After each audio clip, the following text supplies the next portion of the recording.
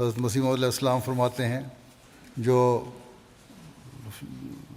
جس پہ ہر ایک سے عہد لیا آپ نے، وہ یہ تھی کہ فساد نہیں کرنا، ہر قسم کے فساد سے بچنا ہے۔ اللہ تعالیٰ نے فساد سے بچنے کی کئی جگہ ہدایت فرمائی ہے۔ ایک جگہ فرمایا وابتغ فیما آتاک اللہ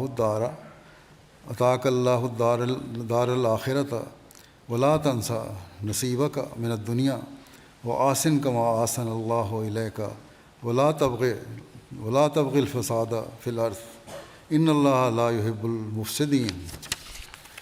اور جو کچھ اللہ تعالیٰ نے تجھے عطا کیا ہے اس کے ذریعے دار آخرت کمانے کی خواہش کر، اور دنیا میں سے بھی اپنا معین حصہ نظر انداز نہ کر، اور احسان کا سلوک کر جیسا کہ اللہ نے تجھ سے احسان کا سلوک کیا، اور زمین میں فساد پھیلانا پسند نہ کر، یقین اللہ فسادیوں کو پسند نہیں کرتا۔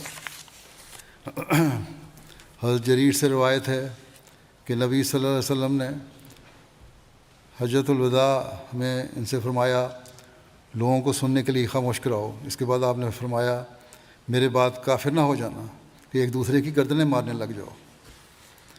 آج کل مسلمانوں کا یہی حال ہے، کیا ایک دوسرے کی گردنیں مارنا مومن کا فعل ہے؟ حضرت صلی اللہ علیہ وسلم نے انہیں کافر قرار دیا ہے، آپ انہیں کافر کا نام دے رہے ہیں جو مسلمان ہو کر ایک دوسرے کی گردنیں مارتے ہیں۔